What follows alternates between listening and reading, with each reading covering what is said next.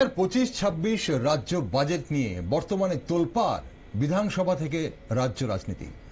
শাসক দল বলছে এবারের বাজেট বিকশিত ত্রিপুরা গড়ার লক্ষ্যে নতুন দিশা দেখাবে। বিরোধীরা বলছে উদ্দেশ্যহীন দিশাহীন বাজেট, যে বাজেটে শ্রমিক, কৃষক ও দরিদ্র অংশের মানুষের কল্যাণের দিশা দেখানো হয়নি এবং যুবদের কর্মসংস্থানের কথা উল্লেখ নেই। সোমবার বাজেট নিয়ে আলোচনা শুরু হতেই উত্তপ্ত হয়ে ওঠে বিধানসভা। বাজেট নিয়ে বিধানসভার ভেতরে শাসক এবং বিরোধীদের বাকবিতণ্ডা এখন বিধানসভার বাইরের প্রধান আলোচ্য বিষয়। তাই প্রশ্ন জাগে, কি আছে এবারের বাজেটে? শাসক দল বলছে এই বাজেট রাজ্যের উন্নয়নে গতি আনবে, কারণ ভারত মাতা ক্যান্টিন, মুখ্যমন্ত্রী কন্যা বিবাহ যোজনা, মুখ্যমন্ত্রী বালিকা Samriddhi Yojana, computer based examination centre, নতুন ডিগ্রি কলেজ, আগরতলা ও উদয়পুরে ফ্লাইওভার নির্মাণের মতো বহু প্রকল্পের প্রস্তাব করা হয়েছে। এমন অনেক কিছু রয়েছে এবারের বাজেটে। গতবারের তুলনায় বাড়ানো হয়েছে বাজেট বরাদ্দ, প্রাধান্য দেওয়া হয়েছে দীর্ঘমেয়াদী উন্নয়নকে। অন্যদিকে বিরোধীদের দাবি রাজ্য বাজেটে গুরুত্ব দেওয়া হয়নি কর্মসংস্থানকে। এছাড়া আরো বিভিন্ন বিষয় রয়েছে যেগুলোকে গুরুত্ব দেওয়া হয়নি। অনিয়মিত কর্মচারীদের নিয়মিতকরণ, শূন্য পদ পূরণ এবং শিক্ষা ব্যবস্থার হাল সহ এমন অনেক বিষয়ে কোনো দিশা দেখানো হয়নি এবারের বাজেটে, এমনটাই অভিযোগ করছে বিরোধীরা। তাই এখন প্রশ্ন, কেমন হয়েছে এবারের বাজেট? বাজেটের কারণে কিভাবে রাজ্যের উন্নয়ন ত্বরান্বিত হবে? বিরোধীদের অভিযোগ অনুযায়ী কোথায় রয়ে গেছে অভাব, ঘাটতি কোথায় রয়ে গেছে এবারের বাজেটে? বিস্তারিত জানা প্রয়োজন। নমস্কার, আমি দীপেন আর আপনারা দেখছেন নিউজ ভ্যানগার্ড। অবশ্যই এই মুহূর্তে তক্ক যুক্তি গপ্প আমাদের আজ। বিকশিত ত্রিপুরা গড়ার লক্ষ্যে সঠিক দিশা দেখাবে 2025-26 বাজেট। তার পক্ষে ও বিপক্ষে কথা বলার জন্য আজ আমাদের তক্ক যুক্তি গপ্প অনুষ্ঠানে রয়েছেন বিশিষ্ট বিজেপি নেতৃত্ব মবস্বর আলী এবং বিশিষ্ট বাম নেতৃত্ব নবারুণ দেব। দুজনকে স্বাগত আজকের অনুষ্ঠানে। মবস্বর, প্রথমে আপনার কাছে আসি। বিকশিত ত্রিপুরা গড়ার লক্ষ্যে এবারের বাজেট সঠিক দিশা দেখাবে কিনা? হ্যাঁ, নমস্কার আপনাকে, নমস্কার আপনাদের মধ্য দিয়ে আমাদের সমস্ত ভ্যানগার্ডের যারা দর্শক আছেন আপনাদের সবাইকে। দেখুন, গত 21শে মার্চ আমাদের রাজ্যের মাননীয় অর্থমন্ত্রী প্রণজিৎ সিংহ রায় রাজ্য বিধানসভার মধ্যে 2025-26 আর্থিক বছরের যে ব্যয় বরাদ্দ বাজেটের সেটা পেশ করেছেন এবং তার মধ্য দিয়ে আমরা দেখেছি যে এই বাজেট এটা দীর্ঘমেয়াদী, পাশাপাশি এটা দুটোই স্বল্প এবং দীর্ঘমেয়াদীর পরিকল্পনার সমন্বয়ে সেই বাজেটটা উপস্থিত করা হয়েছে। এখানে এবারকার যে বাজেট, সেই বাজেটের মধ্যে ব্যয় বরাদ্দ সেখানে ধরা হয়েছে 32,423 কোটি 44 লক্ষ টাকা, যেটা 2024-25 সালের যে আমাদের রাজ্যের বাজেট প্রস্তাব ছিল 27,804 কোটি 67 লক্ষ টাকা, তার চাইতে 4,618 কোটি টাকার মতো বেশি, যেটা শতাংশের হিসাবে 16.61% বেশি সেখানের মধ্যে ব্যয় বরাদ্দ ধরা হয়েছে। দেখুন, একটা স্টেট একটা বছরের বাজেটের ব্যবধানে প্রায় 4,600 কোটি টাকা ত্রিপুরার মতো রাজ্য সেখানে ব্যয় বরাদ্দ ধরা হয়েছে, তার টাকার সংস্থান করা হয়েছে এবং খুব বেশি ডেফিসিট বাজেট হয়নি, মাত্র 423 কোটি টাকার 29 কোটি টাকার ডেফিসিট সেখানের মধ্যে দেখানো হয়েছে। যদি আপনারা ঘাটতি রয়েছে বাজেটের মধ্যে রেভিনিউ অ্যাকাউন্ট এবং ক্যাপিটাল এক্সপেন্ডিচার দুটোকে যদি এক করে এবি প্লাস মাইনাস করেন, সেটা রয়েছে সেখানের মধ্যে। তো আমাদের এবারকার যে বাজেট রয়েছে সেই বাজেটের মধ্যে আমরা দেখেছি যে প্রত্যেকটা ক্ষেত্রে, বিশেষ করে 2025-26 সালের যে আমাদের রাজ্যের যে বাজেটটা হচ্ছে সেই বাজেটের মধ্যে আমাদের রাজ্যের নিজস্ব যে কর, রাজ্যের নিজস্ব কর রাজস্ব যেটা, সেটাকে অনুমান ধরা হয়েছে যে 4,010 কোটি টাকা সেখান থেকে আয় হবে এবং কর বহির্ভূত রাজস্ব সেখানে 504 কোটি টাকার মতো, সব মিলিয়ে 4,514 কোটি টাকার সেখানে রাজস্ব এবং কর বহির্ভূত রাজস্ব আয় সেখানের মধ্যে ধরা হয়েছে। এবং এই বাজেটের মধ্যে অর্থনৈতিককে চাঙ্গা করবার জন্য রাজ্যে মূলধনী ব্যয়ের উপর গুরুত্ব দেওয়া হয়েছে এবং সেটাকে 7,903 কোটি টাকা বরাদ্দের পরিকল্পনা নেওয়া হয়েছে এবং সেটা গত বছরের বাজেটের তুলনায় 19.14% সেখানে বেশি ধরা হয়েছে। এবং এই বাজেটের মধ্যে অনেকগুলো নতুন পরিকল্পনা, অনেকগুলো নতুন ঘোষণা যেমন রয়েছে, পাশাপাশি বাজেটে কিন্তু কোনো কর বসানো হয়নি, করহীন বাজেট হয়েছে এটা। এবং বাজেটে কোনো কৃষি খাতে আমরা যদি দেখি আমাদের মূল যে সেক্টরগুলো রয়েছে কৃষি, কৃষি খাতে সেখানের মধ্যে এবছর 1,885 কোটি টাকা, 42 লক্ষ টাকা সেখানে ব্যয় করা হয়েছে, যেটা লাস্ট ওকে, আমি মশাবু, আমি বিভিন্ন সেক্টর ওয়াইজ অবশ্যই পরে আসবো। সার্বিকভাবে বাজেট কেমন হয়েছে, সঠিক দিশা দেখাতে পারবে কিনা সেটা জানার চেষ্টা করছিলাম। এবং আপনি আপনার বক্তব্য থেকে আমরা এটা বুঝতে পারলাম যে আপনি বলছেন যে সরকার সঠিক দিশা দেখাতে পারবে, এবার এই বাজেট সঠিক দিশা দেখাবে। এবং সরকারের কাজ নিয়ে আপনি অবশ্যই পরে বলবেন এবং কিভাবে বাজেটে বিভিন্ন খাতে গ্রান্ট বলা হয়েছে। তবে একটা জায়গায় আপনি বলছিলেন যে যেখানে আমাদের স্টেট ওন ট্যাক্স রেভিনিউর কথা আপনি বলছিলেন, যেখানে কত টাকা আসবে। তবে এই জায়গাটার মধ্যে একটু বিষয় অবশ্যই আপনার সঙ্গে আমার আলোচনার বিষয় রয়েছে, সেটা যা গতবার থেকে কেন কমলো সেটা এবার, সেটা একটু জানার বিষয় রয়েছে। কিন্তু নবায়নবাবু রয়েছেন আমাদের সঙ্গে, বিশিষ্ট বাম নেতৃত্ব। নবায়নবাবু, একই প্রশ্ন আপনার কাছে, বিকশিত ত্রিপুরা গড়ার লক্ষ্যে এবারের যে বাজেট কতটা সঠিক দিশা দেখাবে বলে আপনারা মনে করছেন? প্রথমত আমাদের যারা এই আলোচনা সভা দেখছেন, আপনাদের এই টিভি চ্যানেলের মধ্যে দিয়ে সবাইকে অভিনন্দন, শুভেচ্ছা। প্রথমত হচ্ছে বাজেট হচ্ছে একটা আগামী 1 বছরের একটা অভিমুখ সরকারের। দেশের সরকার যে বাজেট পেশ করেন এটা হচ্ছে দেশের সরকার আগামী 1 বছর কিভাবে চলতে চাই তার একটা অভিমুখ ঠিক হয় শুধুমাত্র বাজেটের মধ্য দিয়ে। ঠিক একই রকম ভাবে গত সম্ভবত 21 তারিখ শুক্রবার দিন যে বাজেটটা প্লেস করেছেন রাজ্যের অর্থমন্ত্রী, গত 7 বছরের সবচেয়ে দীর্ঘ সময়ের ভাষণের মধ্য দিয়ে যে বাজেট প্লেস করেছেন, এটা হচ্ছে আগামী 1 বছরের সরকারের অভিমুখ। এবং এই ক্ষেত্রে প্রথমেই আমি আমাদের দর্শক, আমাদের দিক থেকে যেটা বলার, যে এই অভিমুখটা কারা ঠিক করছেন? একটা সরকার, আমাদের রাজ্যের এই সরকার। এই সরকারের নেতৃত্ব দিচ্ছেন কারা? বিজেপি। এই বিজেপি কার নেতৃত্বে চলছেন? আরএসএস এর। এখন গোটা দেশের আরএসএস এর যে এজেন্ডা, সেই এজেন্ডায় গোটা দেশের বিজেপি চলে। গোটা দেশের যে বিজেপির এজেন্ডা, সেই এজেন্ডার বাইরে ত্রিপুরার বিজেপি চলতে পারে না। এখন গোটা দেশের আরএসএস এর যে এজেন্ডা, সেই এজেন্ডার অন্যতম এজেন্ডা হচ্ছে হিন্দুত্ববাদের সঙ্গে, অন্যতম এজেন্ডা হচ্ছে লগ্নি পুঁজি, বড়লোক, ধনী, কর্পোরেট, তাদের স্বার্থ রক্ষা করা গোটা দেশের তার একটা অন্যতম এজেন্ডা। এই এজেন্ডার বাইরে গোটা দেশের বিজেপি চলতে পারে না। গোটা দেশের বাজেটটা তা। ফলে তারই অঙ্গ হিসেবে আমাদের রাজ্যের একটা বাজেট প্লেস করেছেন। এখন গোটা দেশের বিজেপি যদি গরিব, শ্রমজীবী, মেহনতি মানুষের স্বার্থে গোটা দেশের বাজেট তৈরি করতে না পারেন, স্বাভাবিকভাবে এই রাজ্যের বাজেট গরিব, শ্রমজীবী মানুষের স্বার্থে হতে পারে না। গোটা যে বাজেটটা প্লেস করেছেন, এই বাজেটের মধ্যে আমরা দেখেছি কতগুলো নাম দেওয়া হয়েছে। আপনি দেখবেন যে আমাদের সিটি সেন্টারের পূর্ব দিকের যে রাস্তাটা, এই রাস্তাটার নাম পরিবর্তন হয়েছে। 2018 সালের সরকার পরিবর্তনের সঙ্গে সঙ্গে রাস্তার নাম পরিবর্তন হয়েছে। এখন রাস্তার নাম পরিবর্তনের সঙ্গে সঙ্গে কিন্তু রাস্তার আধুনিকতার পরিবর্তন হয় না। রাস্তার নাম পরিবর্তনের সঙ্গে সঙ্গে এই রাস্তার এমন কোনো পরিবর্তন হয়নি যা মানুষের খুব বেশি স্বার্থ সমৃদ্ধ হয়েছে। রাস্তার নাম পরিবর্তন হয়েছে। আপনি দেখবেন প্রত্যেকটা বাজেটের বিভিন্ন খাতগুলোর কতগুলো নাম তারা চেঞ্জ করেছেন, কতগুলো মুখরোচক নাম দিয়েছেন।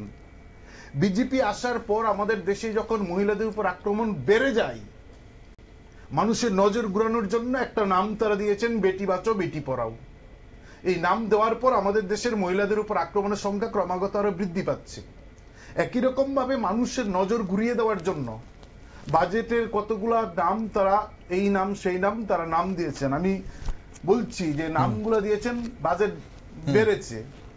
আমি সহজ উদাহরণ দিই। ধরেন না, আপনার বাড়িতে কিংবা আমার বাড়িতে 2024 সালের মার্চ মাসে কোন একটা অনুষ্ঠান হয়েছে, সে অনুষ্ঠানে আমি 1000 টাকা খরচ করলাম।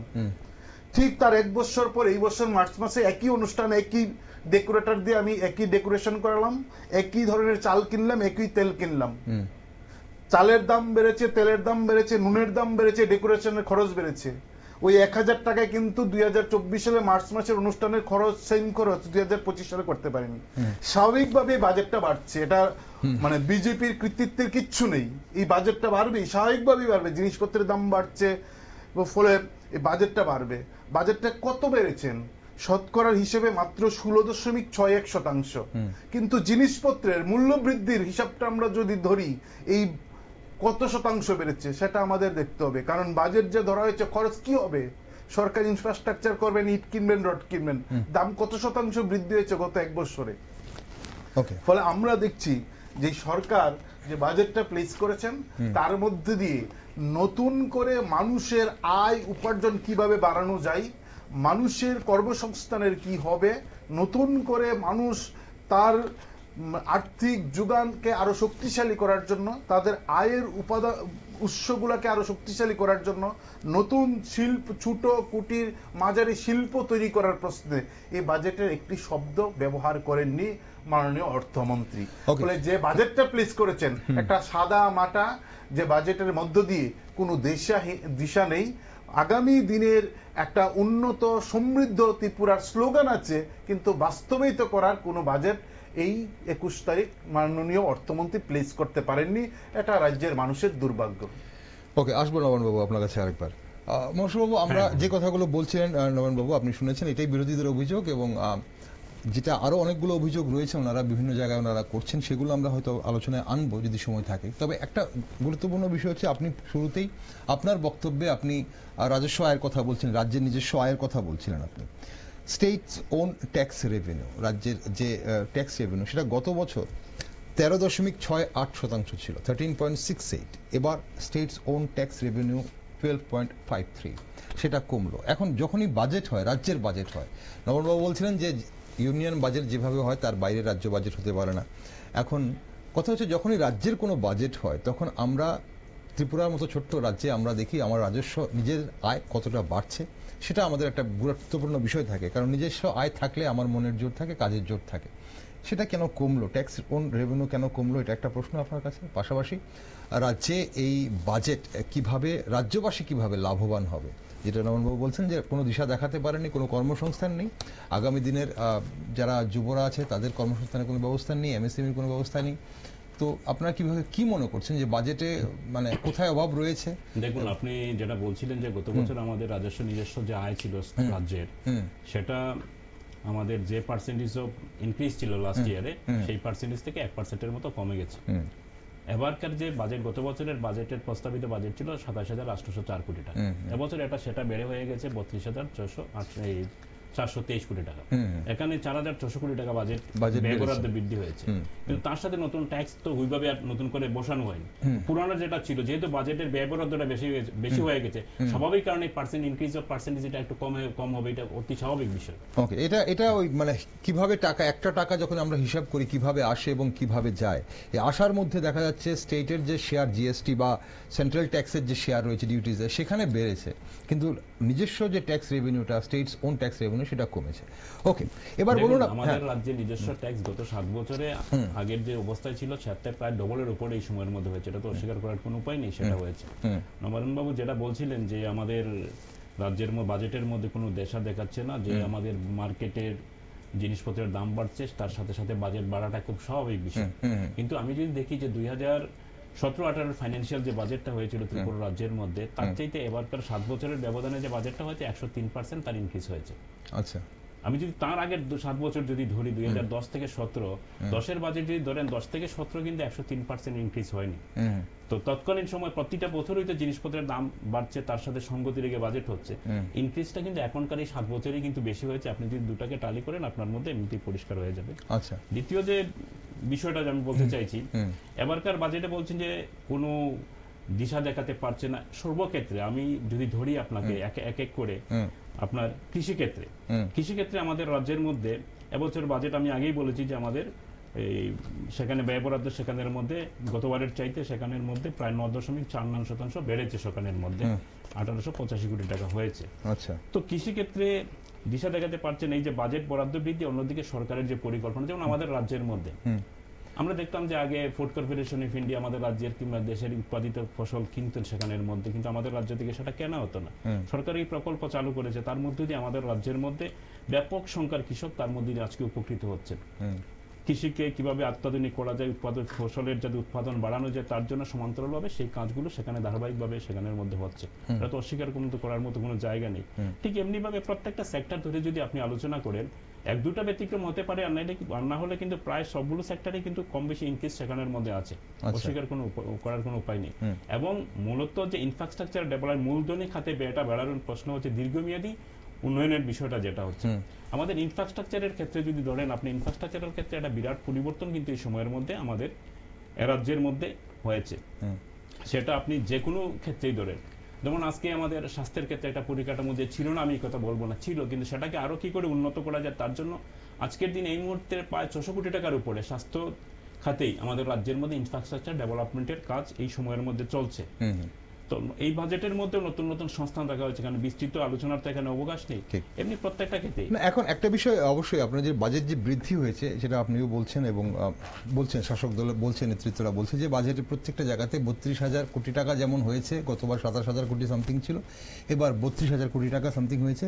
এখন প্রশ্ন হচ্ছে, আপনি যেটা বলছিলেন যে কৃষিক্ষেত্রে বরাদ্দ বেড়েছে, কিন্তু আমরা যদি একটু চিত্রটা অন্যভাবে দেখি মহসবাবু, 2024-25 বাজেটে কৃষি খাতে 6.19%, টোটাল বাজেটের 6.19% বরাদ্দ ছিল। এবার সেটা কমে গিয়ে কৃষি খাতে সেটা কমে গিয়ে 5.81 হয়েছে। এবার পার্সেন্টেজটা কমে গেছে। আমি আসছি আপনার কাছে, আপনার উত্তরটা নেব। একইভাবে আমরা যদি শিক্ষায় দেখি, শিক্ষায় বরাদ্দ বেড়েছে। গত বছর শিক্ষায় বরাদ্দ ছিল 5,508 কোটি, 8.63 কোটি, এবার সেটা 6,166.19 কোটি টাকা হয়েছে।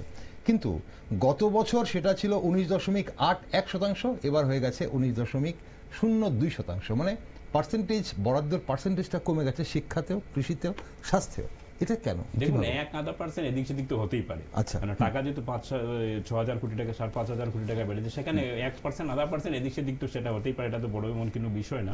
কিন্তু প্রত্যেকটা হয়তো দেখবেন যে অন্য কোনো খাতে লাস্ট ইয়ারে যা ছিল তার চেয়ে অনেক গুণ সেখানের মধ্যে বেড়ে গেছে। আচ্ছা, যেমন এবার আমি বলতে পারি যে আমাদের ধরেন সংখ্যালঘু উন্নয়ন দপ্তরের ক্ষেত্রে লাস্ট ইয়ারে যে বাজেটটা ছিল তার চাইতে অনেকাংশেই সেখানের মধ্যে বাজেট ব্যয়ের দিকে বৃদ্ধি পেয়েছে। যদিও বাজেটের সাইজটা খুব বেশি বড় না, আগে যেভাবে ছিল সেটাই ধারাবাহিকতা চলছে।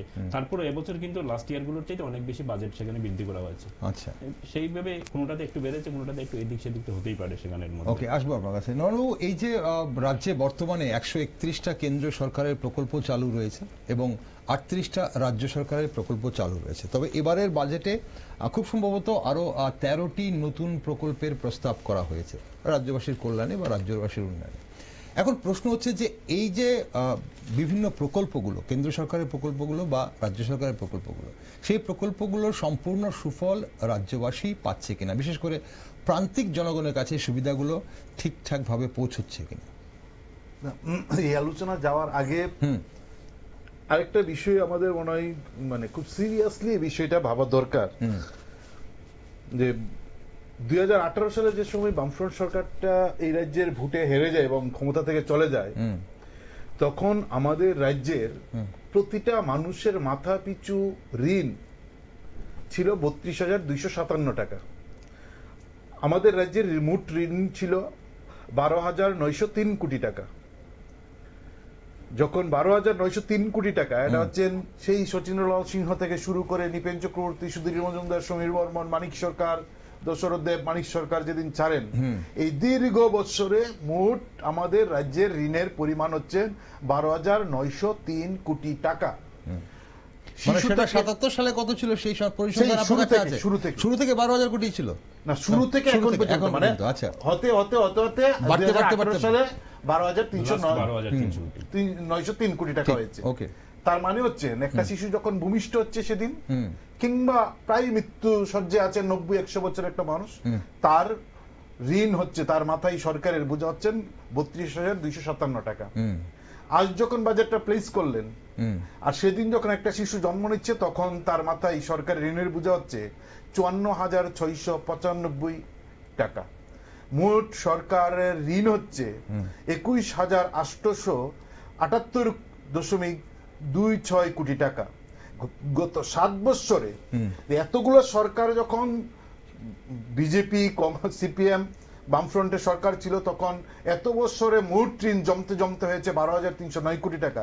মাত্র 7 বছরে এই ঋণের পরিমাণ শুধুমাত্র 7 বছরে বেড়েছে 8,975 কোটি টাকা। ফলে এই যে বাজেট বাড়াচ্ছে, কোনো পরিকল্পনা মানে অপরিকল্পিতভাবে মানে পরিকল্পনাহীন বাজেট মানে ঋণ নিয়ে বাজেটটা বাড়ছে, ঋণের মাত্রা বাড়ছে, সরকার বাজেট সেখানে বাড়াচ্ছে না। এখন এই যে রাজস্ব আসছে না, রাজস্ব আসতে গেলে কি করতে হবে? মানুষের আয় বাড়াতে হবে। মানুষের যদি আয় বাড়ে সরকারের রাজস্ব বাড়বে, কারণ মানুষ তার আয় বাড়বে, সে মার্কেটে টাকা যাবে, সে জিনিস কিনবেন, সেই জিনিসে ট্যাক্স দেবেন, সেই ট্যাক্সের টাকা নানাভাবে সরকারের ঘরে আসবেন। এটা হচ্ছে পরোক্ষ কর। প্রত্যক্ষ কর, আমাদের রাজ্যের শিল্প তৈরি করতে হবে। ছোট বড় শিল্প হওয়ার সুযোগ সম্ভাবনা কম নানা কারণে, ছোট মাঝারি শিল্প তৈরি করতে হবে। এবং এই ছোট মাঝারি শিল্প কিভাবে তৈরি হবে? গোমতী দিয়ে জাহাজ আসবে, গোমতী দিয়ে টেনে টুনে জাহাজ আনা হলো, কয়েক বস্তা সিমেন্ট এই জাহাজে ছিল, সেই যে এলো আর গেল না, সেই জাহাজ এখানেই তো এই তরিতেই সেই জাহাজ আছে। এখন যারা শিল্প করবেন তারা দেখলেন যে জাহাজ টেনে আনা হয় ত্রিপুরাতে, সেই যারা ছোট শিল্প করতে আসা মানুষগুলোও আমাদের যে শিল্পের দরজা বন্ধ করে দিয়ে চলে যাচ্ছেন।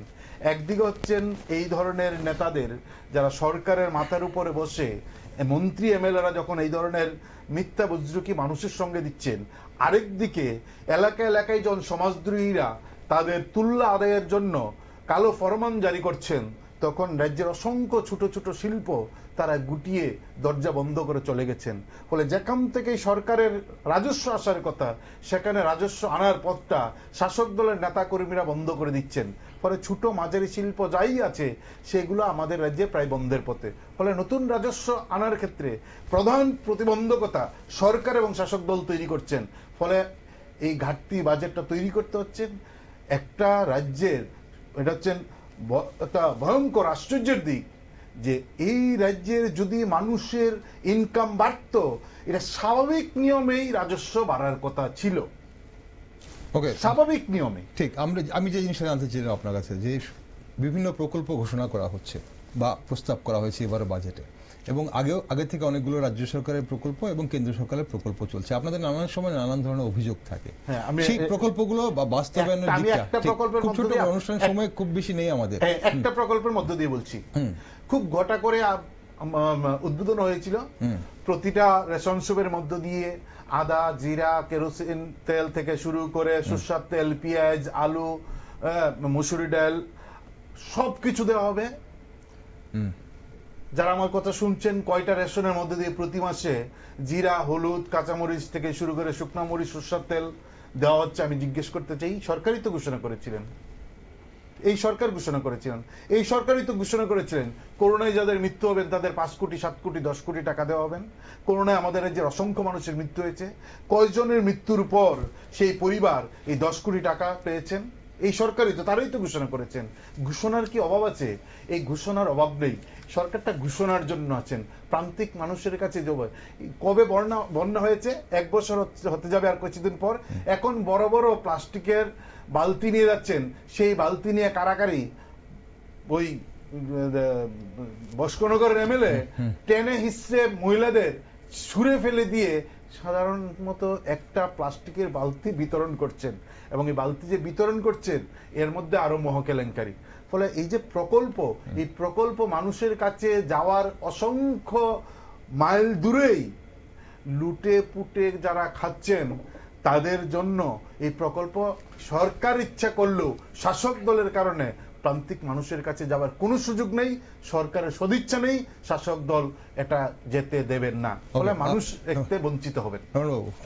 মোশাররফ বাবু, আপনি কথাটা শুনেছেন নিশ্চয়ই, যে সরকারের ইচ্ছে থাকলেও শাসক দল যেতে দেবেন না। ঠিক আছে, আমি এই জায়গাতে আমার যে বক্তব্য হচ্ছে, নবায়নবাবু যেটা বলছিলেন যে আমাদের রাজ্যের মধ্যে ইনফ্রাস্ট্রাকচার বা এই ধরনের ইন্ডাস্ট্রি, কলকারখানা গড়ে উঠতে পারেনি, শিল্প গড়ে উঠতে পারেনি। নবায়নবাবুর তো সবাই জানা আছে, না জেনে শুনে যদি সেটাকে যদি না বলেন তাতে আমার কিছু করার নেই। আপনারা জানেন যে আমাদের রাজ্য দেশ স্বাধীন হওয়ার পর 2008 সালে একটা শিল্প কলকারখানা গড়ার জন্য তার একদিকে যেমন আমাদের রাজ্যের মধ্যে মাটির নিচু উপরে অনেক কাঁচামাল রয়েছে, সেগুলো ব্যবহার করে শিল্প করা যায়, কিন্তু উৎপাদিত দ্রব্যগুলোকে মার্কেটিং করার জন্য বিভিন্ন জায়গায় নিয়ে যেতে হয়, তার জন্য সুলভ পরিবহনের ব্যবস্থা করা প্রয়োজন। কিন্তু আমাদের দুর্ভাগ্যের হলে সত্য যে আমাদের রাজ্য ত্রিপুরায় যে সবচেয়ে সুলভ পরিবহন যে মাধ্যমের মধ্যে দিয়ে হয়, পরিবহনের মধ্যে, সেটা হচ্ছে রেল। আর আমাদের রাজ্যের মধ্যে 2008 সালে এসে রেল লাইন এসে পৌঁছায়, ও মিটার গেজ লাইন। আজকে রাজ্যের মধ্যে ব্রড গেজ লাইন এসছে সাবরুম পর্যন্ত, সেগুলো ইলেকট্রিফাইড লাইন হচ্ছে। ওয়াটার 19টা ট্রেন ত্রিপুরা রাজ্য থেকে ভারতবর্ষের বাংলাদেশের বিভিন্ন শহরের সাথে কানেক্টিভিটি তৈরি করছে, যার কারণে শিল্প কলকারখানা যে আসছে না, উনি বলছেন আসছে বলেই আজকে এখানে প্রায় আমাদের নিজস্ব যে কর ডাইরেক্ট ইনডাইরেক্ট সেটা প্রায় ডবলের উপরে হয়েছে 7 বছরের ব্যবধানে। এমনি তো সেটা হয়নি, সেটা যেমন হয়েছে।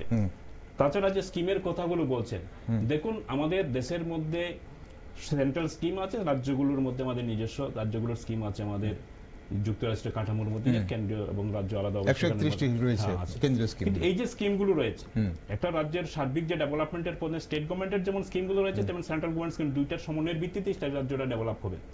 আমাদের রাজ্যের মধ্যে বিগত আমি 4 বছরে যদি দেখি, বিগত 5, 7 বা 10 বছর যদি আমি দেখি, আমাদের রাজ্যের মধ্যে অসংখ্য সেন্ট্রাল স্কিম এর রাজ্যের মধ্যে ইমপ্লিমেন্ট হচ্ছে সারা দেশের সাথে সাথে। 4.5 কোটির সারা দেশে চলছে, সারা দেশেই হচ্ছে, কিন্তু এটা তো ছিল না। যদিও নবমবাবুদের পার্টি ভারতবর্ষের ক্ষমতার মধ্যে ছিল না, কিন্তু অনেক মাঝে মধ্যে তাদের সমর্থনে সরকার ছিল, কিন্তু আমাদের রাজ্যের মধ্যে দেখি বিগত কয়েক বছরের মধ্যে 4.5 লক্ষের বেশি ঘর সেখানের মধ্যে মানুষ পেয়েছেন, পাকাবাড়ির ব্যবস্থা হয়েছে গ্রাম এবং শহর।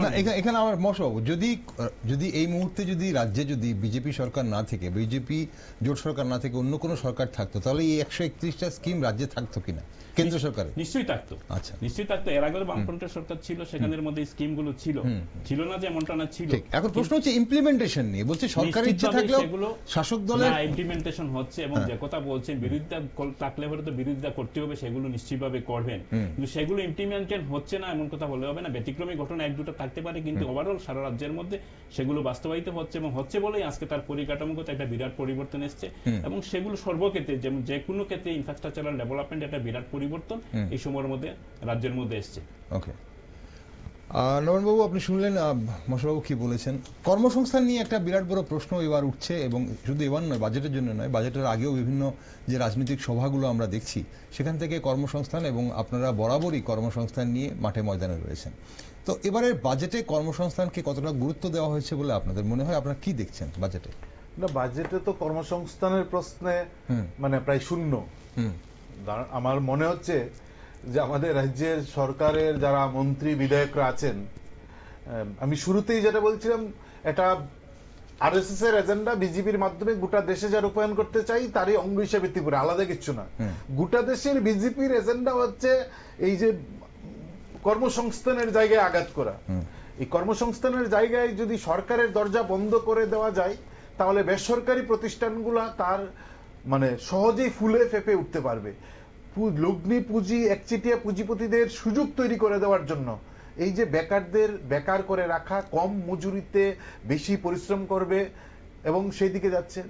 এবং এই কথার রেশ ধরে আমি বলছিলাম যে আমাদের যে শিল্প, আমি বলছিলাম আমাদের সবচেয়ে সরকারের শিল্প না, সরকারের লাভজনক সংস্থা ছিল 2018 সালের আগে আমাদের রাজ্যের সবচেয়ে বড় লাভজনক সংস্থাটার নাম ছিল TSECL ইলেকট্রিকের, যেটা আছে। আজকে এই সংস্থা ঢুকছে, ভাবা যায় সবচেয়ে বড় মানে তার যা ক্যাপিটাল আমাদের রাজ্যের সবচেয়ে বড় ক্যাপিটাল তার তৈরি হয়েছিল, মুনাফা তৈরি হয়েছিল, কিন্তু আজ ঢুকছে। এই সংস্থাতে কাজ করেন আউটসোর্সিং এর ছেলেমেয়েরা। দেখুন, এখানে সরকার ইচ্ছা করলে তাদের নিয়োগ করতে পারত। 2018 সালের পর আজকে 7 বছর একটা ছেলেকে TSECL নিয়োগ করেনি, আউটসোর্সিং কন্ট্রাক্টরের মাধ্যমে নিয়োগ করছেন। আপনারা দেখছেন, আপনাদের টিভি চ্যানেলে দেখাচ্ছেন, এই যে জয়নগরে উনি এক বিজেপির নেতা, এই বিজেপির নেতা তার সঙ্গে কন্ট্রাক্ট হয়েছে, তুমি আমাদেরকে টাকা দেবে, তোমাকে আমরা পাইয়ে দেব। সে 14,000 টাকায় পার ছেলেকে নিয়োগ করছেন, সেই ছেলেগুলোকে 8,500 টাকা করে দিচ্ছেন। একটা ছেলে থেকে 4,500 5,000 টাকা মান্থলি নিয়ে যাচ্ছেন। কি করে? সে কোনো পরিশ্রম করছেন না। প্রত্যেকটা ছেলে প্রতিদিন ঘুম থেকে উঠে 8 থেকে 10 ঘন্টা পরিশ্রম করছেন, সরকারি দপ্তরে বেসরকারি ভাবে কাজ করছেন। সে মাথার ঘাম পায়ে পড়ছে, ঝড় বৃষ্টি রোদ দিন রাত অপেক্ষা করে দিন রাত। আমি একটু উত্তরটা নিয়ে নিই। মহসিনবাবু, আপনাদের কাছে নজরে আছে কিনা এই ব্যাপারটা? আপনারা জানেন কিনা এই অভিযোগটা? দেখুন, আমার শুধু ত্রিপুরা রাজ্যে না, সারা দেশেই বিভিন্ন সরকারের স্থায়ী নিয়োগ হচ্ছে, কন্ট্রাকচুয়াল নিয়োগ হচ্ছে, আউটসোর্সিং এর মধ্যে নিয়োগ হচ্ছে, এবং কর্মসংস্থান বলতে শুধুমাত্র কাজের ব্যবস্থা, শুধুমাত্র সরকারি চাকরি যে একমাত্র কর্মসংস্থান সেটা না। সরকারি কর্মসংস্থান রেগুলার বেজ আছে, সেখানে ফিক্সড পেতে আছে, এবং আউটসোর্সিং এর মধ্যে দিয়ে হচ্ছে, স্কিমের মধ্যে দিয়ে হচ্ছে, এবং বিভিন্নভাবে মানুষ তার কাজের সুযোগ তৈরি হচ্ছে। আমাদের রাজ্যের মধ্যে বা যে কাজটা হচ্ছে সেটা হচ্ছে যে বিভিন্ন কাজকর্মের মধ্যে দিয়ে মানুষের কাজের সুযোগ কিন্তু সেখানের মধ্যে তৈরি হচ্ছে। আজকে বেকার বসে আছে এমন মানুষ, কাজ পাচ্ছে না এমন মানুষের সংখ্যা খুব মানে পাওয়া মুশকিল আজকের দিন। যে কাজ করতে চায় সে কিন্তু কাজের সুযোগ রয়েছে সেখানের মধ্যে, যে আমি বসে আছি, যদি কেউ মনে করে আমি সরকারি রেগুলার চাকরিটা পেলেই একমাত্র কাজ করব আর না হলে কিছু করব না, হয়তো তার ক্ষেত্রে একটা প্রশ্ন আছে এখানে। আনএমপ্লয়মেন্ট একটা ফ্যাক্টর আর আন্ডার এমপ্লয়মেন্ট একটা ফ্যাক্টর। মানে এখন কেউ কাজ পাচ্ছে না, একদমই রোজগারহীন এমন মানুষ আপনি বলছেন যে পাওয়া মুশকিল যদি কাজ করতে চায়। আবার এমন অনেক মানুষ আছেন যে সংসার প্রতিপালনের জন্য হয়তো তার মানে কোয়ালিটি আছে, কিন্তু সে তার যোগ্যতা অনুসারে কিন্তু তার কাজ পাচ্ছে না, এবং সে খুব অল্প বেতনে বা অল্প, যেটাতে নবায়নবাবু অভিযোগ তুলছিলেন যে যেখানে তার যে বেতনটা 14,000 টাকা বেতন, তার বেতনে সে 8-9 হাজার টাকা বেতন তাকে দেওয়া হচ্ছে, বাকি টাকাটা অন্য কেউ মাঝখান থেকে কমিশন নিচ্ছেন। সেরকম কোন অভিযোগ আপনারা পান কিনা, এবং পেলে সেটার কোনো আপনারা গুরুত্ব দেন কিনা? আমাদের রাজ্যের মধ্যে এই সময়ের মধ্যে আমাদের ত্রিপুরা রাজ্যে এমনিতেই জনসংখ্যার অনুপাতে ভালো সংখ্যায় মানুষ সেখানের মধ্যে চাকরি করেন, অন্য যে কোনো রাজ্যের চাইতে বেশি মানুষ ত্রিপুরাতে চাকরি করেন সরকারিভাবে। এই সময়ের মধ্যে আমাদের রাজ্যের মধ্যে 15-16 হাজার রেগুলার চাকরি সেখানের মধ্যে হয়েছে, এবং স্কিম, অঙ্গনওয়াড়ি এগুলো মিলে আরো 8 থেকে 10 হাজার চাকরি হয়েছে, এবং সরকারের পাইপলাইনের মধ্যে আরো প্রায় 10 হাজারের মধ্যে চাকরি রয়েছে ফিক্সড বা বিভিন্ন স্কিমে, সবকিছু মিলে সেগুলো হয়তো আগামী কিছুদিনের মধ্যে সেই কাজের সুযোগগুলো হবে। আমি বলছি না যে রাজ্য সরকার সমস্ত বেকারদের কাজের সুযোগ করে দিতে পেরেছে, কিন্তু তারপরও রাজ্য সরকারের আন্তরিক প্রচেষ্টা রয়েছে কি করে আর দুটো বেকারের কাজের সুযোগ তৈরি করা যায়, এবং ট্রান্সপারেন্ট ওয়েতে সেই কাজগুলো করবার চেষ্টা করছেন। আমরা দেখছি বিভিন্ন জায়গার মধ্যে আজকে বেকাররা যখন ইন্টারভিউ দেয় তার মতো করে ইন্টারভিউ দিচ্ছে, তার মতো করে প্রতিদ্বন্দ্বিতা করছে, সে সেখান থেকে কাজ ব্যবস্থা হচ্ছে যতটাই হোক না কেন।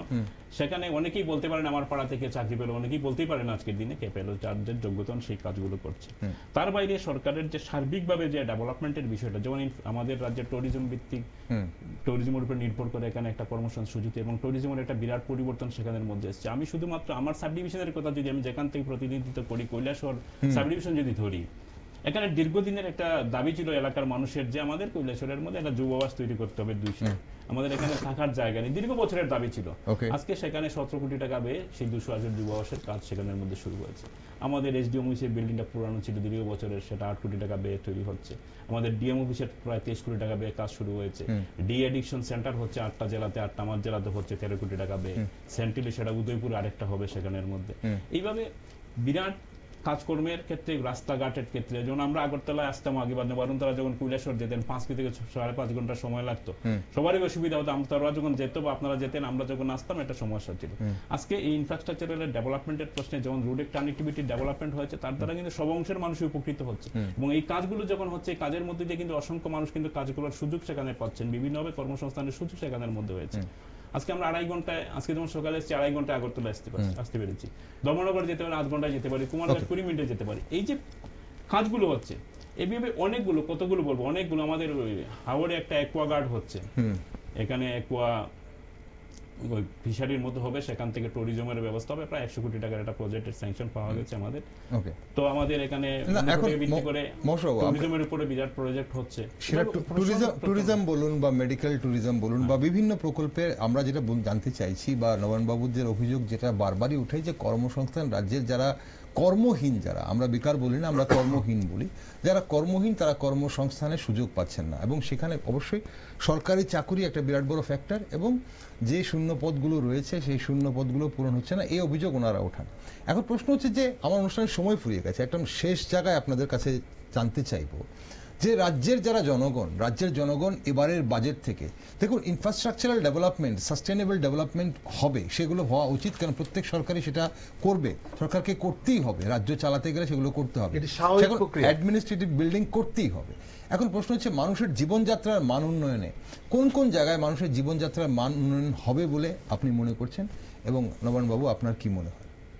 দেখুন, মানুষের জীবনযাত্রার মান উন্নয়নের প্রশ্নে সরকার একদিকে যেমন এই কাজগুলো করছে, এমনি তার পাশাপাশি আমি যে কথাটা বললাম, বাবু সামনে আছেন, যাটা সম্ভব, যেটা হয়েছে আমি তাই বলেছি, আমি কিন্তু এক্সট্রা একটা কথাও সেখানের মধ্যে বলিনি। দ্বিতীয় বিষয় হচ্ছে, যেমন এই যে বাজেটের মধ্যে যেমন স্কিম নেওয়া হয়েছে, আমাদের মেয়েরা যারা অন্তত পরিবারের মেয়েরা, যাদের বয়সে ওই জন্মগ্রহণ করলে পরে তাকে 50,000 টাকা তার নামে ব্যাংকে রাখা হবে, এবং 18 বছর পরে সেই বয়সে সে এটার ম্যাচুরিটিটা নগদে সেখানে পাবে বিয়েতে সাহায্যের জন্য, কন্যা সমৃদ্ধি যোজনা, আমাদের মুখ্যমন্ত্রী কন্যা সমৃদ্ধি যোজনা। এরপরে আমাদের মুখ্যমন্ত্রী বালিকা সমৃদ্ধি যোজনাতে অন্তত পরিবারের মেয়ের বিয়ে না হলে তাকে 50,000 টাকা আর্থিক সাহায্য করবে। এগুলো সাহায্য সহযোগিতার বিষয় এসছে। আমাদের ক্যান্টিনের কথা বলেছেন, আমি আগে বলছি না, আগরতলাতে ক্যান্টিন করার কথা বলা হয়েছে। সেখানের মধ্যে মানসিক প্রতিবন্ধী যারা আছে তাদের জন্য এই বাজেট আমরা সামাজিক সুরক্ষা ভাতা আমাদের রাজ্যের মধ্যে ছিল এবং আজকের দিনেও আছে, এটা বেড়ে 500-700 টাকাতে আজকের দিনে 2000 হয়েছে। কিন্তু সেখানে ওই যে সামাজিক সুরক্ষা ভাতা যেগুলো রয়েছে সেগুলোতে যারা মানসিকভাবে প্রতিবন্ধী আছেন তাদেরকে সেটা বাড়িয়ে 5000 টাকা করে দেওয়ার সিদ্ধান্ত হয়েছে। তারা যাতে এটা যদি বাজেটে যদি গৃহীত হয় তাহলে সেটা হয়তো যারা আছে পাবেন, প্রস্তাব করা হয়েছে, সেখানে এই প্রস্তাবটা রাখা হয়েছে, তারা আরো এক্সট্রা 3000 করে 5000 টাকা সেখানের মধ্যে পাবেন। আমাদের যে বিষয়টা শিক্ষার ক্ষেত্রে সেখানে আমাদের বিভিন্ন 3টা কলেজ সেখানের মধ্যে করবার সেখানের মধ্যে প্রস্তাব রাখা হয়েছে, আমবাসা, করবুক এবং কাকরাবন ইয়েতে ডিগ্রি কলেজ, কাকরাবনের মধ্যে 3টা ডিগ্রি কলেজ করবার, মহিলা বিদ্যালয়কে বিশ্ববিদ্যালয় করে আমবাসাতে 3টি প্রতিযোগিতামূলক পরীক্ষা কেন্দ্র স্থাপন করবার জন্য সেখানে বাজেটের মধ্যে সংস্থান রাখা হয়েছে। ক্লাস 11-12 যারা পড়েন এমন যারা মেধাবী ছাত্রছাত্রী আছেন, যারা পয়সার অভাবে হয়তো তাদের এই সুযোগটা নিতে পারছেন না, তাদের কোচিং এর জন্য আমরা প্রত্যেকটা সাব ডিভিশনে 100 জন করে ছাত্রছাত্রীদের জন্য ইংরেজি এবং বিজ্ঞান বিষয় যাতে নিতে পারেন সেখান থেকে কোচিংটা তার জন্য এক সেন্টার করা হচ্ছে। এবং আগরতলা যেহেতু বিজ্ঞান এবং ইংরেজি ছাত্র সেখানে 3টা সেন্টার করা হবে, সব মিলে 25টা সেন্টার করার জন্য এই উদ্যোগগুলো সেখানের মধ্যে নেওয়া হয়েছে। এভাবে এত বড় বাজেট, প্রায় 50 পাতার বাজেটের মধ্যে আমরা 2-4 লাইনের পর্যন্ত কিছু অনেকগুলো সুযোগ দেওয়া হয়েছে, অনেকগুলো প্রকল্প। আমি যেটা বলছিলাম যে অনেকগুলো নতুন সেখানে অবশ্যই ইনফ্রাস্ট্রাকচারাল ডেভেলপমেন্ট, সাস্টেইনেবল ডেভেলপমেন্টের জন্যই হোক বা বিভিন্ন প্রকল্প হোক সেগুলো ঘোষণা করেছেন আপনারা। ওকে, আমি একটা কথা না বললে না হচ্ছে, এটা হচ্ছে ক্রিয়া ক্ষেত্রে আমাদের রাজ্যে কিন্তু এটা বিরাট পরিবর্তন সেখানের মধ্যে এসেছে। প্রত্যেকটা সাব ডিভিশনের মধ্যে অত্যাধুনিক জাতীয় স্তরের মাঠ সেখানের মধ্যে তৈরি করা হচ্ছে। এবং এই বাজেটের মধ্যে দেখেছেন আমাদের উদয়পুর এবং কৈলাসহরে 2টা ইনডোর স্টেডিয়াম করবার জন্য সিদ্ধান্ত নেয়। অনেকগুলো সাব ডিভিশনের মধ্যে সিনথেটিক ফুটবল টার্ফ তৈরি করা হচ্ছে, যেখানে যেমন আগরতলাতে উমাকান্ত মাঠে সিনথেটিক টার্ফ হওয়ার পরিপ্রেক্ষিতে আজকে কিন্তু পুলিশ ন্যাশনাল মিটটা এখানের মধ্যে হয়ে গেল। এখানে প্রায় 40-45টা ভারতবর্ষের বিভিন্ন টিম এখানে খেলার সুযোগ পেয়েছে। নমনবাবু, আপনারা বাজেট নিয়ে বলছেন বাজেট দিশাহীন, বাজেট উদ্দেশ্যহীন। আমি একটু জানতে চাইবো ছোট্ট করে আপনাদের কাছে যে বাজেটটা 2025-26 সালের বাজেটটা কি হলে আপনাদের মনে হতো যে না এটা একটা দিশা দেখানো গেছে, বা এই মুহূর্তে রাজ্যে সবচেয়ে বেশি প্রয়োজন কি বলে আপনারা মনে করেন? আমি শুরুতে বলছি বাজেট হচ্ছে একটা অভিমুখ, আগামী 1 বছরে সরকার একটা অভিমুখ ঠিক করেছে। এই অভিমুখের মধ্যে নিশ্চিতভাবেই কি করে কর্মসংস্থানের জায়গা, আমি এই মমস্বরদার সঙ্গে 100% একমত। এবং আমরা আজকে না, সবসময় আমরা বলি যে সরকারি চাকরি একমাত্র কর্মসংস্থানের জায়গা, অতীতে হতে পারেনি, আজও না, ভবিষ্যতে হতে পারবে না। কিন্তু কর্মসংস্থানের প্রশ্নে সরকারি চাকরির দরজা বন্ধ করে দিলে এই কর্পোরেটরা তাদের রক্ত ঘাম চুষে নেওয়ার সমস্ত রাস্তা তারা খুলে দেয় এবং সেখান থেকে তারা চুষে নেয়। এখন আমরা বলছিলাম এই যে আমাদের রাজ্যের এখন বেকাররা সবচেয়ে বেশি বহিরাজ্যে চলে যাচ্ছেন কেন? 2018 সালের পর 2024 সাল, এই কয়েক বছরে 56,000 সরকারি কর্মচারীর সংখ্যা কমেছে। 56,000 সরকারি কর্মচারীর সংখ্যা কমেছে।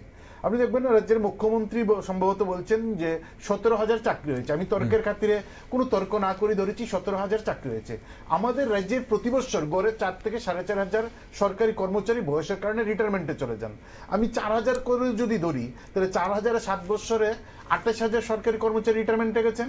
তাহলে 28,000 সরকারি কর্মচারী যেখানে রিটায়ারমেন্টে গেছেন, মুখ্যমন্ত্রী বলছেন 17,000 চাকরি হয়েছে। তাহলে ন্যূনতম শূন্য পদ পূরণ পর্যন্ত করছেন না। তাহলে নতুন পদ তৈরি সরকার কোনোভাবেই করছেন না।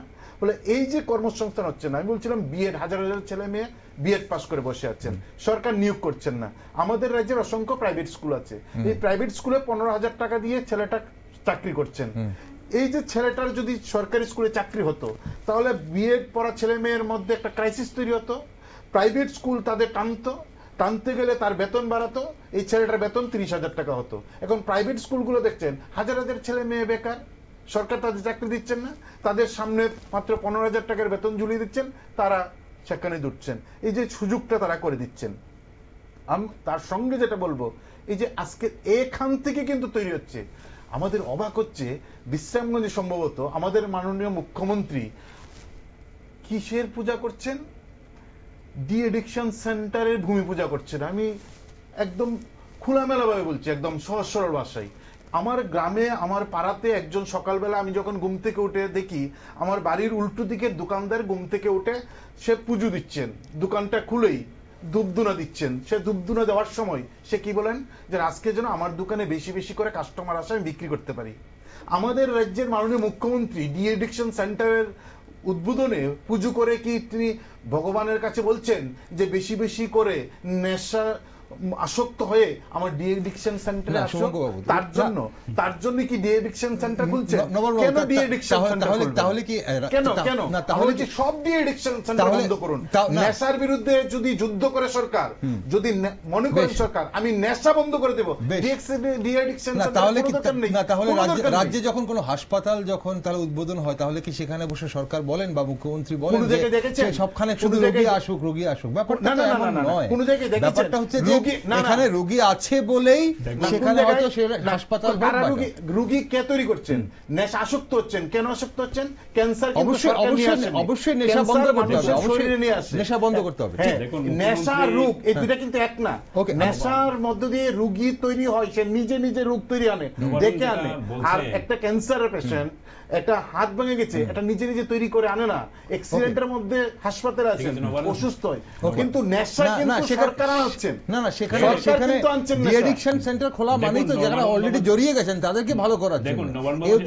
এখানে ডি এডিকশন সেন্টার বন্ধ করলে আমরা নেশার বিরুদ্ধে যুদ্ধ হোক না, বন্ধ হয়ে যাবে। নেশার বিরুদ্ধে যুদ্ধ। কথাটা বলছে মুখ্যমন্ত্রী তার নিজস্ব যে ব্যক্তিগত বিশ্বাস, সেখান থেকে তুমি পূজা অর্চনা করছেন। আমি যদি একটা নতুন ভালো কিছু করতে চাই, আমি যদি আমার মতো করে টুয়া করে যাই, এটা আপত্তির কোনো কিছু নেই, যেতেই পারে। যেটা বলছেন যে নেশা মুক্তি কেন্দ্র বন্ধ, এটা নেশার বিষয়টা তো ত্রিপুরাতে দুদিন আগে 7 বছরেই যে সমস্ত নেশা তৈরি হয়ে গেছে, বিষয়টা এমন না। এটা একটা সামাজিক ভেদি, সামাজিক রূপ, এবং এই ক্ষেত্রে এটা বন্ধের জন্য সরকার পক্ষ যেমন তার দিক থেকে উদ্যোগ গ্রহণ করবে, আম জনতা বিরোধী রাজনৈতিক দলগুলোই শুধু না, সরকার বিরোধী তো করবেই, সঙ্গে আম জনতা আমরা এটা যে সামাজিক আন্দোলন যদি করে না প্রতিবাদী নেশার বিরুদ্ধে, এটাই কোনো সময় কন্ট্রোল করা সম্ভব হয় না।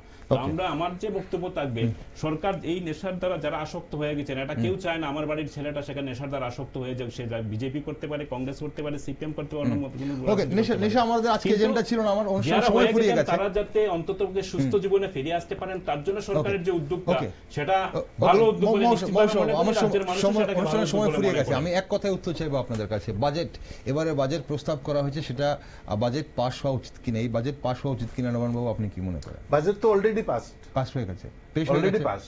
কিন্তু আমরা মনে করি সংখ্যার জুড়ে, যেহেতু সরকারি বাজেট প্লেস করেছেন, সংখ্যার জুড়ে হতেই পারে।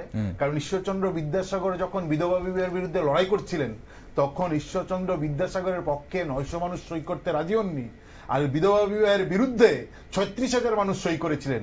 সংখ্যা আজকে অতীতেও আজকেও সংখ্যা বড় বিষয় না, বিষয়টা হচ্ছে মানুষের চিন্তা, মানুষের চেতনা, প্রগতির ভাবনা, মানুষের স্বার্থ যেখানে জড়িত, সেখানে সংখ্যা হতে পারে সাময়িক বড়, কিন্তু আমরা মনে করি এই যে বাজেট প্লেস করেছেন, দিশাহীন, কর্মসংস্থানের কোনো পরিকল্পনা, কোনো আলোচনা ছাড়া একটা সাদা মাটা কতগুলা নামের নতুন সংস্করণ করে, নাম দিয়ে একটা অলংকারী করে একটা বাজেট প্লেস করেছেন।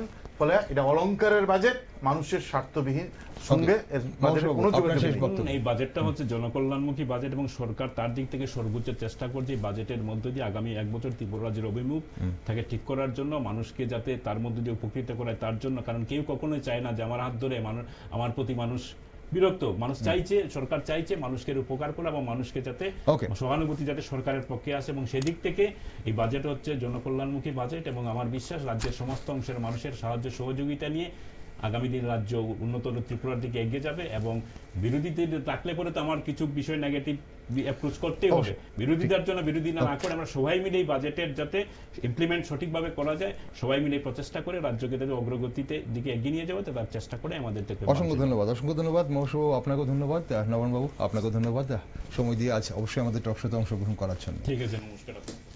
দর্শক বন্ধুরা, 21শে মার্চ অর্থমন্ত্রী বাজেট পেশ করার পর রাজ্য জুড়ে সচেতন মহলে বাজেট নিয়ে চর্চা চলছে। জনগণ বোঝার চেষ্টা করছে এবারের বাজেট বরাদ্দ তারা কিভাবে লাভবান হতে পারবে। একদিকে শাসক দলের বিভিন্ন শাখা সংগঠন ধন্যবাদ র্যালি ও কর্মসূচি আয়োজন করছে, আর অন্যদিকে বিরোধীরা বাজেটের পাশাপাশি সরকারের ভূমিকার তীব্র সমালোচনা করছে। তবে নিউজ ভ্যানগার্ড আরো বিস্তারিতভাবে জানার চেষ্টা করবে যে কেমন হয়েছে এবারের বাজেট, অবশ্যই কিভাবে সঠিকভাবে বাজেট বাস্তবায়ন সম্ভব হবে। এ নিয়ে আগামী দিনে শুধু রাজনৈতিক দলের নেতৃত্বদের বক্তব্য নয়, পাশাপাশি আমরা বিশেষজ্ঞদের মতামত নেওয়ার চেষ্টা করব যে এবারের বাজেট রাজ্যবাসীর কিভাবে উন্নয়নকে ত্বরান্বিত করবে। অবশ্যই সেদিকে নজর রাখছি আমরা, তাই আপনারা সব খবরের জন্য চোখ রাখুন শুধুমাত্র নিউজ ভ্যানগার্ডে।